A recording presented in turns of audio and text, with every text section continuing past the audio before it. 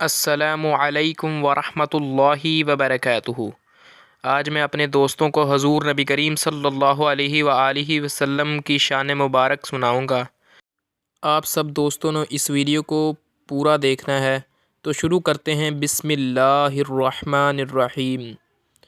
انس بن مالک کہتے ہیں کہ رسول اللہ صلی اللہ علیہ وآلہ وسلم نے فرمایا، جب لوگ قبروں سے اٹھائے جائیں گے تو میں پہلا وہ شخص ہوں گا جس سے زمین شق ہوگی، اور جب وہ دربار الہی میں آئیں گے تو میں ان کا خطیب ہوں گا، اور جب وہ مایوس اور نا امید ہو جائیں گے تو میں انہیں خوشخبری سنانے والا ہوں گا۔